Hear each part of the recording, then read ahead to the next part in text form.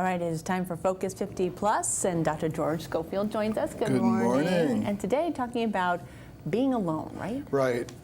What happened this week, because I always like to bring what happened during the week to us so it's so real, is a lady came to say that her husband had suddenly been diagnosed with something and was in a hospital.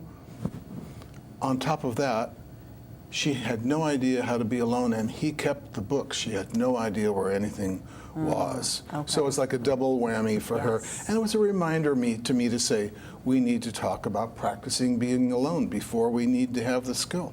That's an interesting term, practicing being alone. So how does one go about practicing being alone? So I'm not doing drama here. It isn't like you have to go off and be in a cave. Right. You know, oh, I haven't seen anybody for days. My beard is now this long. No. That's not, okay. I'm talking about small things. And what I mean by being alone is we tend to be fairly social, most of us.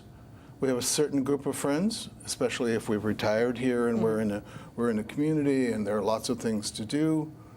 Being alone means going to the movie by yourself. Okay.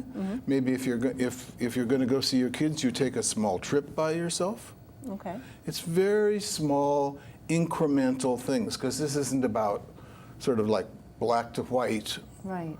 This is about, are you finding small ways to practice so that it's enough in your system that when the time comes, it still might be uncomfortable, but it isn't totally unfamiliar. Right, maybe even leading the charge to do your taxes. Exactly right. Yeah. Okay. Exactly right. So how do you sort of, do you succeed? How do you term this? Well, the really successful people at practicing being alone, small ways, do it regularly. Okay.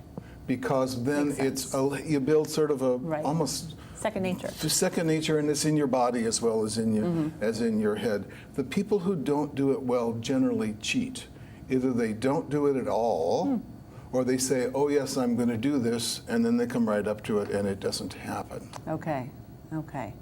Really interesting. So practicing being alone. We're each of us going to be alone later in life, at least true. those of us who survive our spouses or whatever.